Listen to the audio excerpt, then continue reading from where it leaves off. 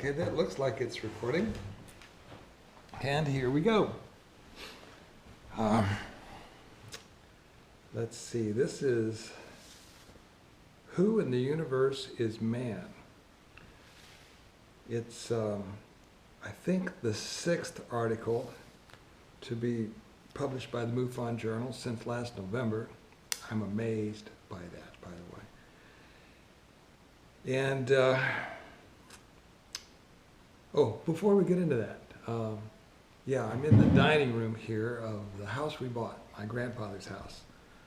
And we're now almost 3 months into getting this ready to move into. And I don't know if you've ever done anything like that, but I grew up pretty sure, absolutely certain actually, that we went to the moon. But now, after working on this house this long with contractors, they're all doing a great job, but they got so many other, they're busy trying to get them to get back here and finish and stuff, and ordering this and that for the house, appliances and things. It's always a good time to get a new washer, dryer, and stuff like that.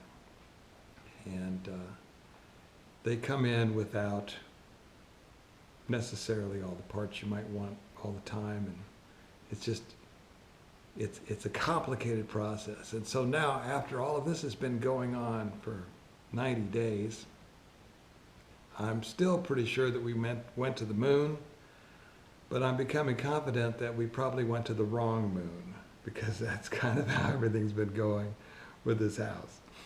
So anyway, that having been said, one other thing, when I do these articles, it's always a happy surprise when they publish them. But then it's like, I hope I got it right. You know, I really hope I got it right. And so with this one, it's almost entirely driven by the footnotes. And so there's almost like no opinion of mine in it to any great degree. Here's the footnotes page on this article. There's like 15 footnotes in this 1,500 word article, 1,400 words, whatever it is. And so that helps me out, because it's not really anything that I'm saying. I'm just directing you to what these writings say. And so let's just begin. Who in the Universe is Man? Gosh, I wrote this now, many months ago. And it's basically like, who in the heck am I, or who in the heck is anybody, So here's the first quote is, "This is the changeless faith of God, eternal in the past, eternal in the future." So what has that got to do with ET or cryptozoology or archaeology, any of that stuff? Well, I'm researching a monotheistic religion, and it goes on to say this: "As to thy question concerning the origin of creation, know assuredly that God's creation hath existed from eternity, and will continue to exist forever. Its beginning hath no beginning, and its end knoweth no end." Now, that flies in the face of any scientific determination of the age of the universe, doesn't it? Scientists will tell you how many billion years old they think it is. This says not even close. So in that amount of time, which is all the time you would ever need, you can have a lot of things happen, even on this planet, which is, we know the planet is several billion years old, or so science thinks at the moment, and they're probably close to right, who knows? But again, what's time? We count time by circles around the sun. The sun has an age, It's hard to tell how long things have lasted when you look at it like that. So, in the beginning of this article, I sum up all of the other things that we've alluded to or reported, or the references from the earlier articles, not arguments, but articles, because they kind of form a picture. And some of the quotations are used more than once, and that's okay. I mean, think about how many times, if you're a church-going person, you've heard the same passages from the Bible. A lot.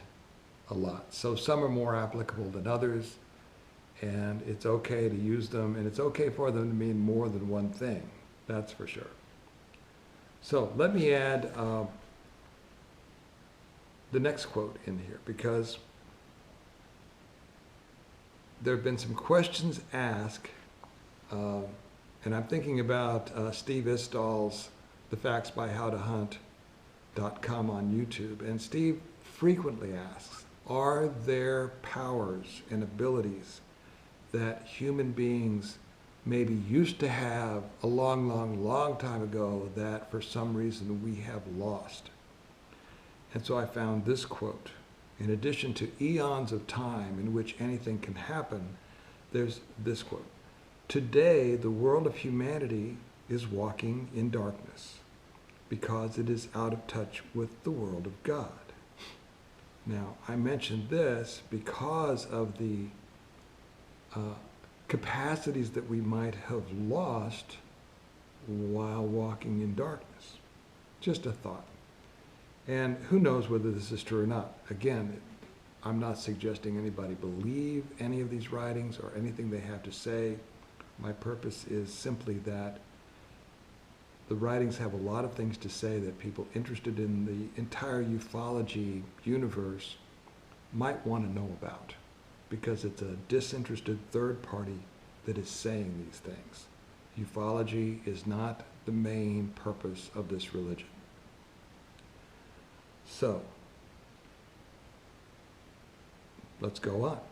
And again, I'm not, in the articles there are some connecting ideas and things that I may write, but because of copyright requirements, this article has been published by somebody else, but the references were published already.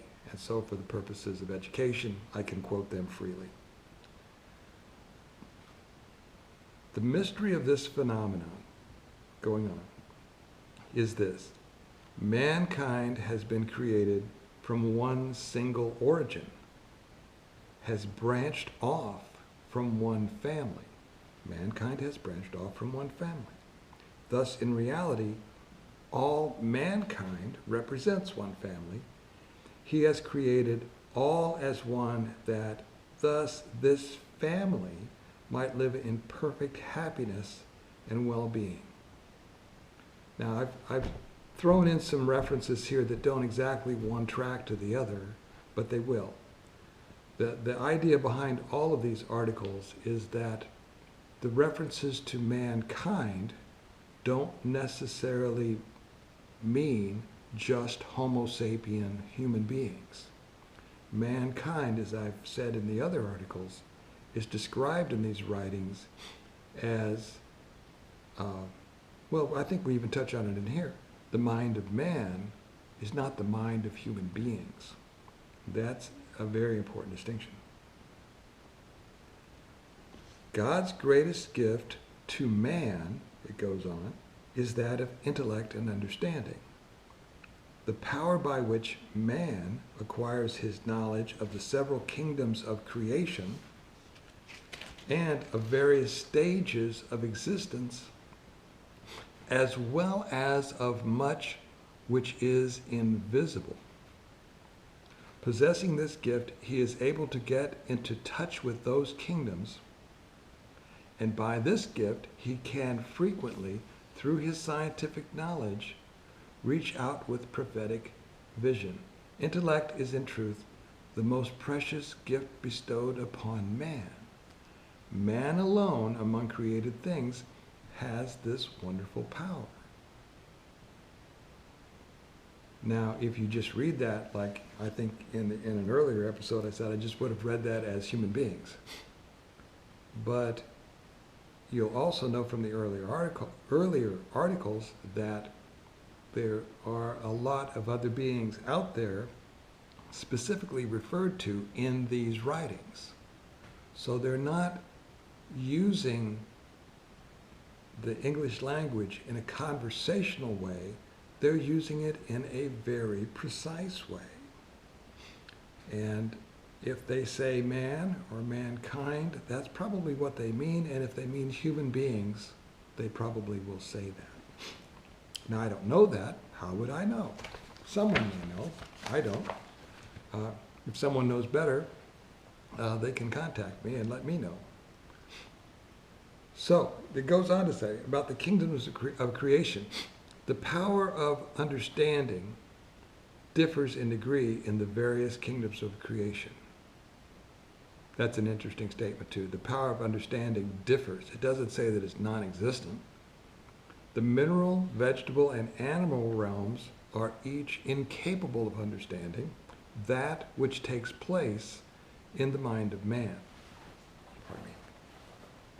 It's fall and getting my Midwest runny nose here. Pardon me. The animal cannot realize the intelligence of a human being. He only knows that which is perceived by his animal senses. He cannot imagine anything in the abstract. Then another quote. Witness to it is the holy tradition. Before all else, God created the mind. From the dawn of creation, it was made to be revealed in the temple of man. Doesn't say the temple of humanity. So, again, that's the driving force behind all the articles I've written, is just stop and think, what if having an ability to reason in the abstract defines mankind and we're not the only members?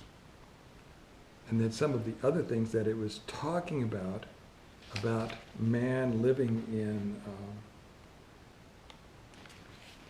in happiness and all that sort of stuff here. Where was that? I may not find it in time on this. We do this in one take, so you'll have to play it back.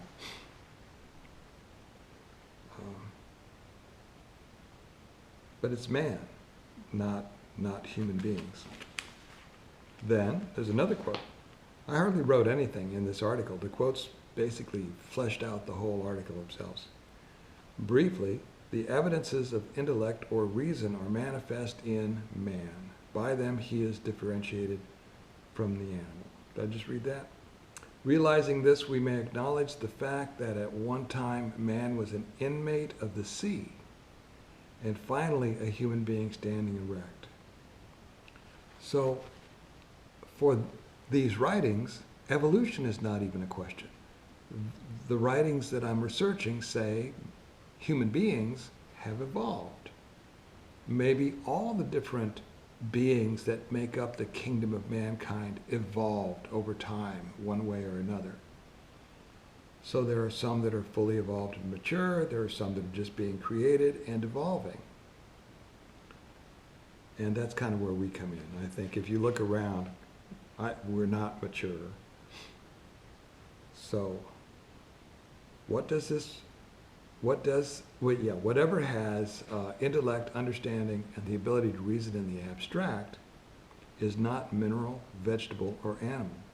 It's man, and there's only 4 kingdoms of creation, unless someone else has researched these writings to a greater degree than me and can point me to where it says that.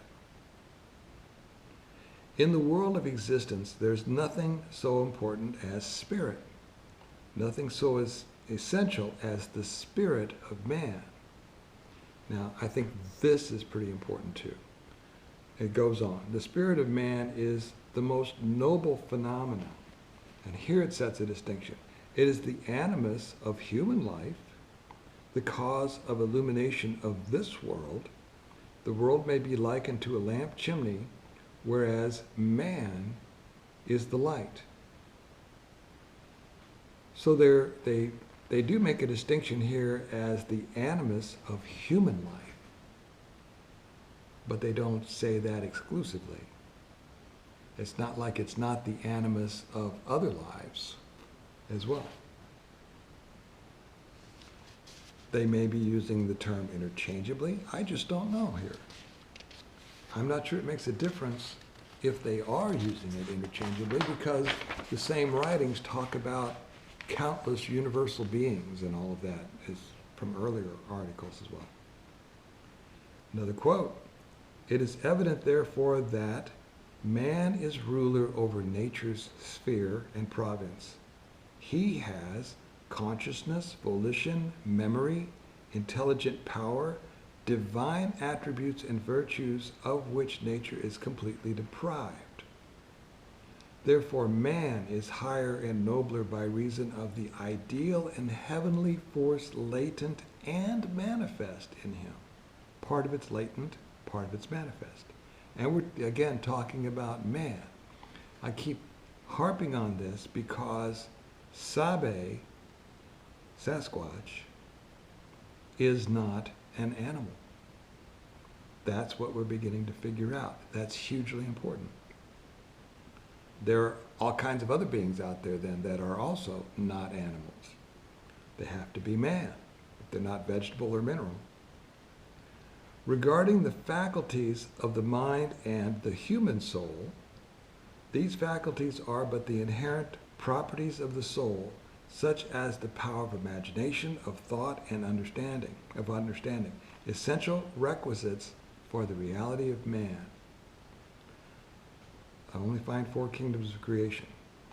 And so I postulate that if somebody doesn't look like us but can do all of the other things that we can do, they are still also part of mankind.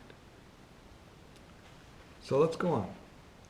Again, there are those, and this is another quote, again, there are those famed and accomplished in the mirror of their minds, the forms of transcendent realities are reflected, and the lamp of their inner vision derives its light from the sun of universal knowledge. That's pretty cool. The proffered treasures of kings would not compare with a single drop of the waters of knowledge.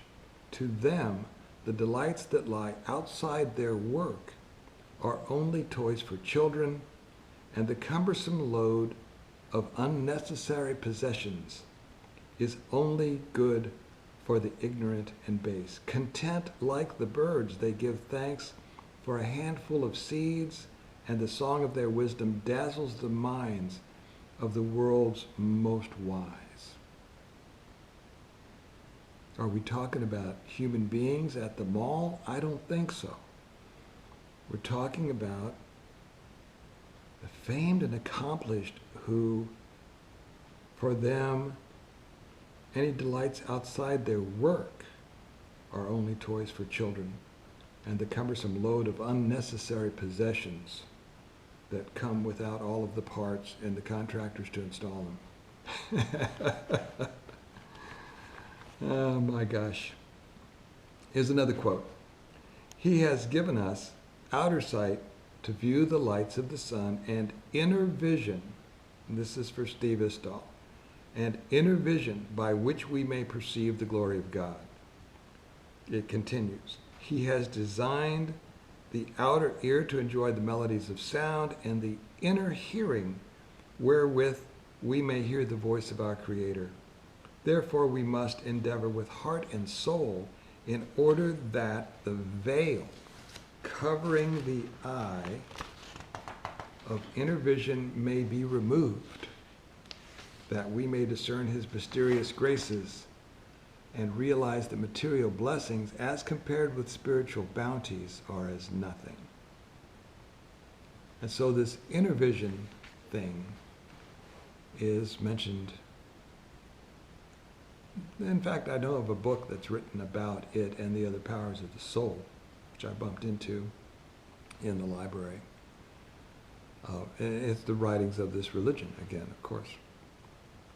So I think my answer to Steve Istall, which I think this article actually is an answer to Steve Istall's question on the reality of man, is that, yeah, it's the powers of the soul that are the reality of man, and not just the reality of human beings. So there's a lot to think about in this whole thing, but I keep coming back to what the writings have said, to sum up what they've said so far, is that mankind is one of the four kingdoms of creation. We have the ability to reason in the abstract, and that is the gift that is of utmost importance, that and spirit. And it doesn't say that we're the only ones with spirit or with the soul or with the powers of the soul. So, my thanks to MUFON for publishing this article in the September 2022 MUFON Journal. This guy right here. Yay. Here we are on the cover. Can't believe it. So they have a few more articles to choose from, and they may or may not publish any more. And if they don't, I'll probably go through the other articles here just to be able to share these writings with you all. So thanks for being here. And until next time, I'm Grant House. I'll talk to you later. Bye.